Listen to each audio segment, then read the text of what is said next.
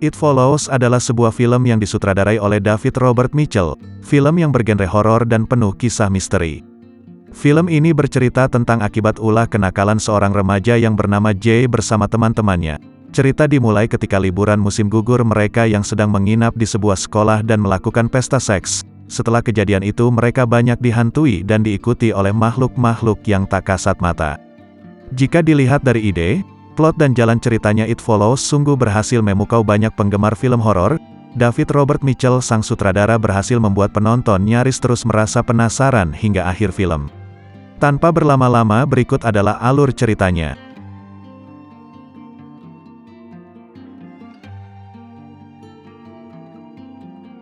Diawali dengan memperlihatkan seorang wanita yang sedang berlari dari sesuatu yang mengejarnya.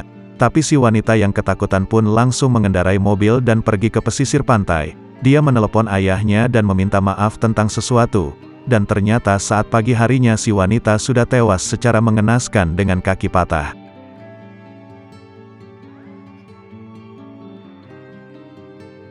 Kisah sendiri akan berfokus pada seorang mahasiswi bernama Jay dengan teman-temannya. Ada Paul, Jay dan Kelly.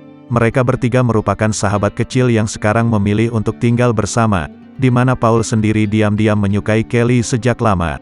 Tetapi karena takut merusak kelompok persahabatan ini, maka Paul memilih untuk diam. Jay sendiri sudah memiliki seorang pujaan hati bernama Huh. Jay sebenarnya baru mengenal Huh, tetapi karena dia cukup baik dan perhatian, akhirnya Jay pun luluh dan mau diajak untuk nonton. Sesaat sebelum film bioskopnya diputar, kita akan melihat suatu kejanggalan diperlihatkan oleh Huh ketika dirinya menunjuk seorang perempuan berbaju kuning di pintu masuk, di mana Jay yang tidak melihat siapa-siapa, dan entah kenapa tiba-tiba Huh mengajak Jay pergi ke sebuah gedung untuk berhubungan badan.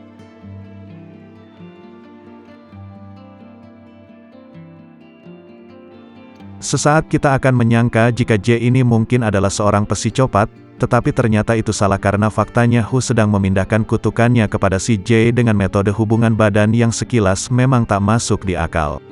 Kutukan itu sendiri berupa teror, membuat Huh menjadi tidak tenang karena selalu diikuti oleh sosok misterius yang tak kasat mata, dan entah bagaimana asal-usulnya kutukan itu bisa dipindahkan.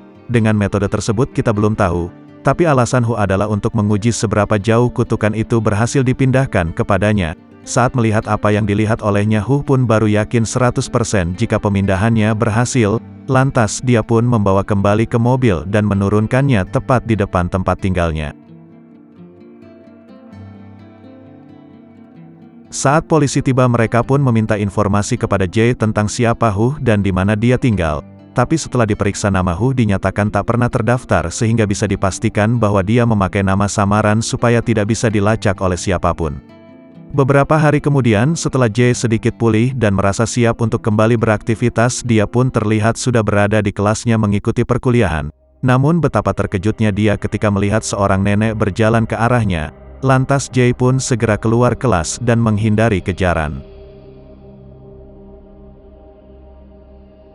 Singkat cerita, malamnya ketika Jay tidak bisa tidur karena masih kepikiran tentang apa yang tadi dilihatnya, dia pun menghampiri Paul dan menemaninya menonton TV.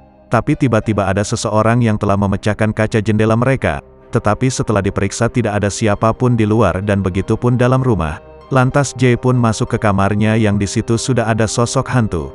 Jay pun pergi ke ruangan lain, lantas disusul oleh Paul dan Kelly. Namun tak lama ada seseorang yang mengetuk pintu kamarnya yang setelah dibuka ternyata itu hanyalah Ciara yang terbangun karena mendengar suara ribut-ribut. Tak lama setelah itu Paul dan kawan-kawan datang. Muncul seorang pemuda yang merupakan teman kuliahnya sekaligus anak tetangga depan rumahnya bernama Greg. Ia memberikan solusi dengan mencari tempat tinggal si Huh yang dengan informasi dari beberapa teman berandalannya.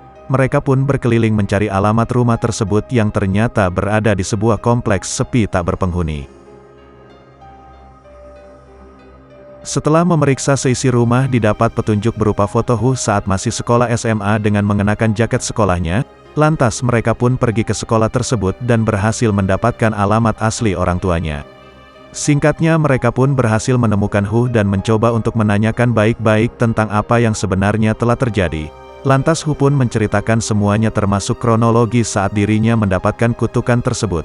Ternyata Hu sendiri pun menjadi korban dari seorang wanita yang baru ditemuinya di sebuah bar yang mana kala itu mereka melakukan hubungan badan.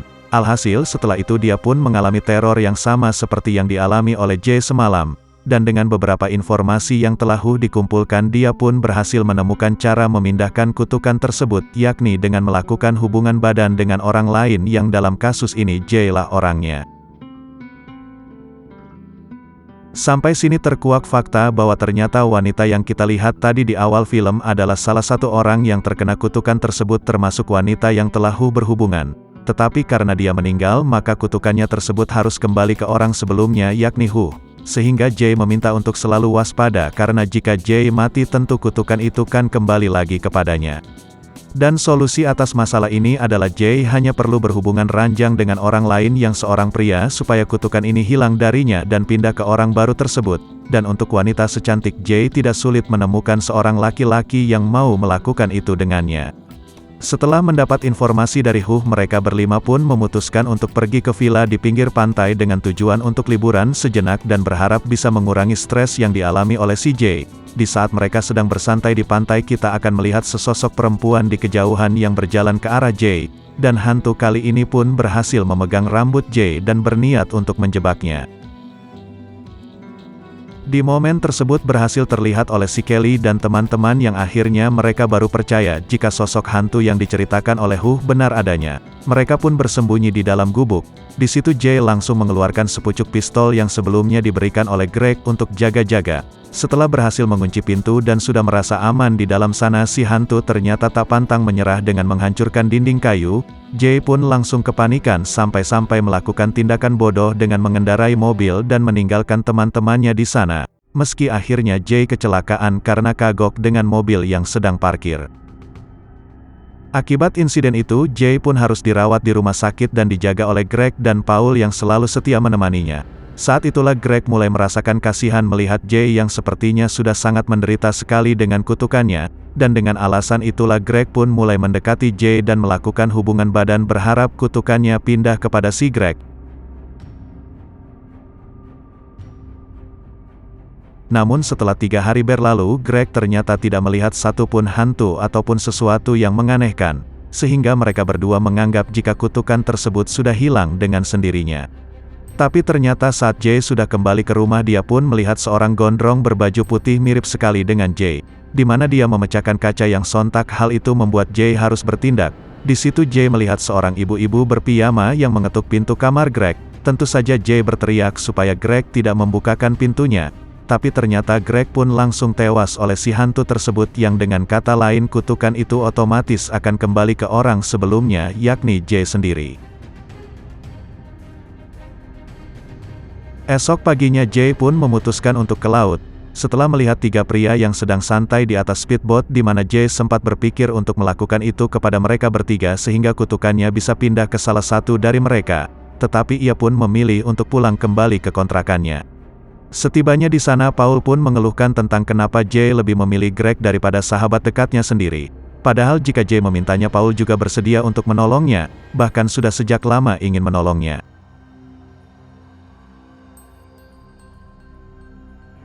Kelly, Yara dan Paul pun berinisiatif untuk menghentikan kutukannya dengan cara menjebak dan membunuh sosok yang mengikuti itu, bahwa sesuatu yang mengikuti Jae adalah makhluk semi hantu yang tidak bisa dilihat tapi masih bisa untuk dibunuh. Berlokasi di kolam renang universitas, mereka pun akan mencoba menjebak sesuatu itu dengan cara menyetrumnya di dalam air dengan Jae sendiri sebagai umpannya. Namun belum juga mereka siap, sesuatu itu pun muncul dengan melemparkan beberapa barang ke arah Jae.